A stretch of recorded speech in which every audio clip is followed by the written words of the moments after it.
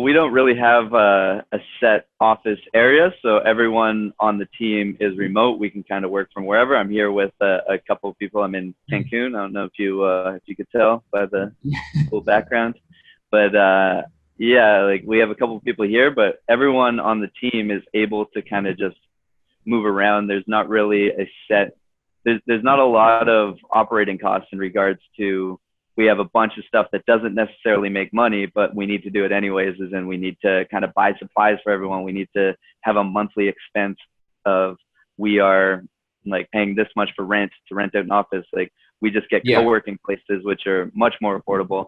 And then we also have kind of set processes in the business that like we need to hit certain milestones, and we can't really go back and make changes. And we don't have a bunch of, we're just able to kind of cut costs by just like focusing on the process. Like, yeah, making sure that everything's unique, everything's cool, everything is going to be custom built for the client. But we do have a set kind of process and system that we go through when we create videos for people. So it helps to keep our costs down in that sense.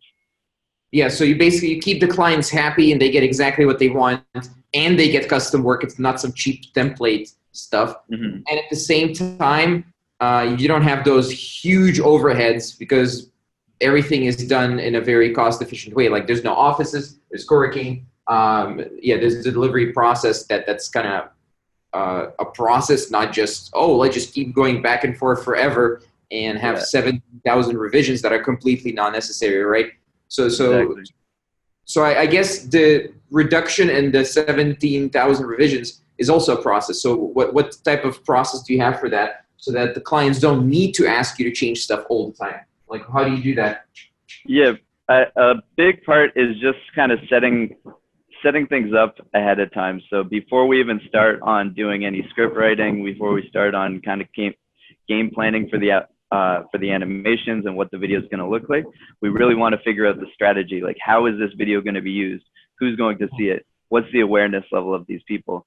And you want to have a built-in strategy so that when you start coming up with the script, it's like it's built to something that you guys both agreed on. And it's just like your communication is right. You're front loading it right at the beginning of the working relationship, where you know, here's who we're making this video for. Here's the purpose of the video. Here's where it's going to be used in different parts of our client's funnel, or maybe it's just for training videos as well. So we know exactly what the goal is with the video. So we don't have people going, hey, we actually made a change in sort of what we're doing with the company, and we want this video to reflect that midway through the process, right? And then there's certain milestones so that you can make changes until you hit that milestone. But then once we pass that, it's like we can't just keep going back and making revisions and restarting from scratch over and over again. So having that conversation at the very beginning is very important. Yeah, that makes sense. And I guess you're also not charging cheap, right? So I don't want to make it seem like you guys are doing some kind of cheap work, obviously, because you are charging at a premium. You are charging, you are doing high ticket sales, as we mentioned before as well. So how come you don't build a business that's just, here's a bunch of $500 videos, like here, buy like $500 videos from us, as many as you want, and get thousands of sales? Why don't you do that? That's a big headache. You have to make a lot more transactions with people, and you have to balance a lot more stuff. Like it's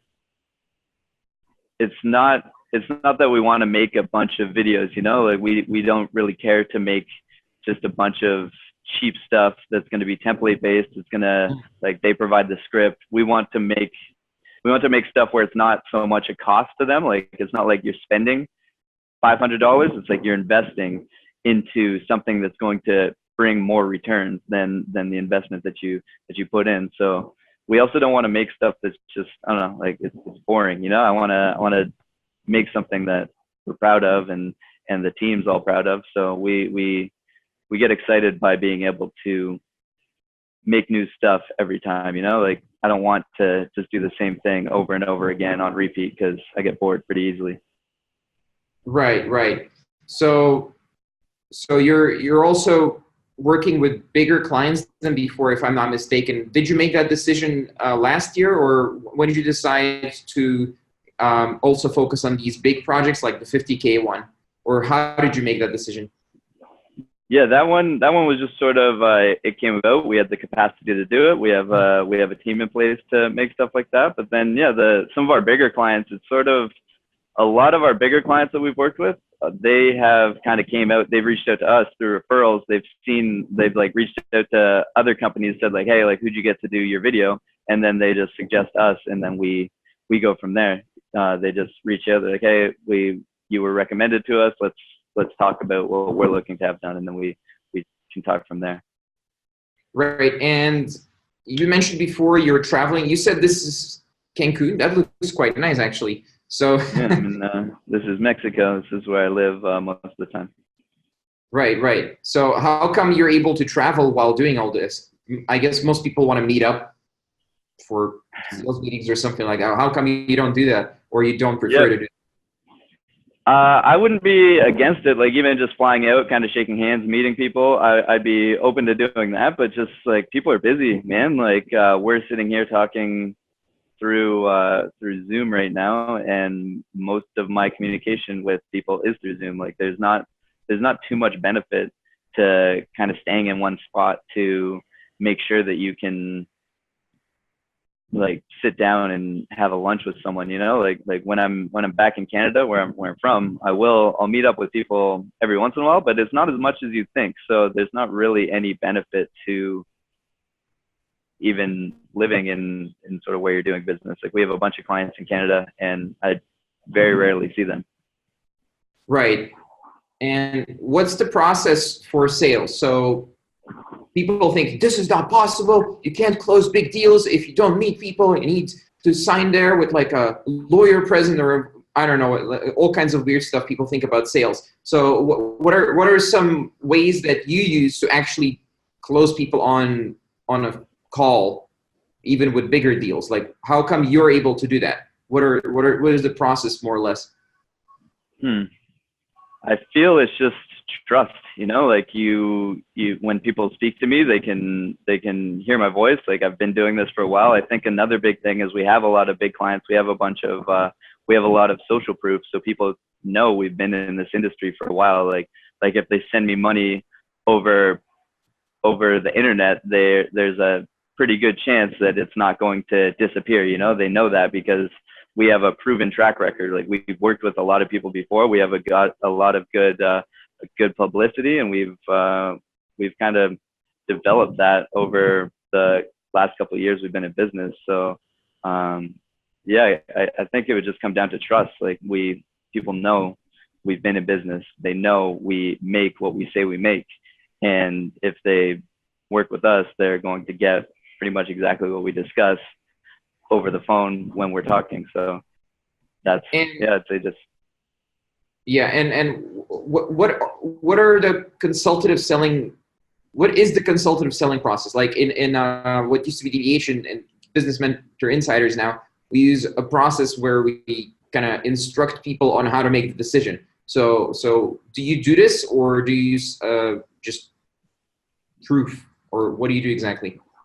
Yeah, well, you just get on the phone with people and you just talk to them. Like, what is it that they're involved with? What is it that their goals are? What is it that their strategy is? And then you just kind of figure out if you just kind of game plan with them and for them in a way. Just, hey, like, here's what I think would work. Here's what I think you guys could start implementing in your business. And then, yeah, you're pretty much just there to help out. Like, I wouldn't even say it's closing deals. You're just kind of having a conversation, and then people want to work with you. And then if you can help them, then you guys work together. Right. So what if they say they need to talk to their boss? And then you reschedule and you talk to the boss with them, or you kind of send them a message after the call, like, hey, it was great to speak with you. Looking forward to, like, let me know what your boss says. Blah blah blah. Here's a quick summary of what we discussed, and then they show that to their boss as well. Right. And what if they say that this project that they're in the discovery phase, it's not really a project yet. They're just discovering. So what would you tell them early in the call if you found out about this? yeah, early in the call, I would just kind of see what their game plan is. Like they're probably not ready to work with us just yet. Like I would just give them some advice and speak with them about what they're looking to have done and what they're looking to do, and then just help out the way I can. And down the line, they would sometimes they'll come back if they realize like, hey, like it's time to need this, you know. And then you just kind of keep the relationship going. Just keep talking to them every month, every 2 months, something like that, and just speak with them then. Yeah. Interesting. Yeah. I guess we call this the deposit funnel. We just get a deposit from them, and we set a date for later on so that we know that they'll show up because they paid the deposit to hold the spot to work with us. That's the standard process. Your variation is, well, it's almost the same, but just follow up. Basically, it definitely works. I guess we've also noticed that 75% of sales comes from this and not from sales on the first call, because not everyone's ready to buy immediately. Some companies are just not ready yet. They're figuring out what they're going to do in 3 months, or sometimes even 6 months, and sometimes even 2 years. Sounds ridiculous, but if they end up buying, it's worth following up for a couple of hours over a period of a few months or even a year or something like that for a big enough sale. So, and people don't realize this. People just throw away leads for no reason whatsoever instead of just developing relationships, getting referrals. What is your, from your current sales that you're getting on a monthly basis, how many of those are referrals as a percentage? Like 50%, 40, 12%, or what are we talking about here? Yeah, I would say like 50 to 60% are just referrals right now. Just people we've worked with before. They just kind of either need more stuff that we make, or they have people that they're communicating with that kind of come out and just say, hey, like, we heard you work with these people. Can we talk? And then that's usually, it's a big part of the business.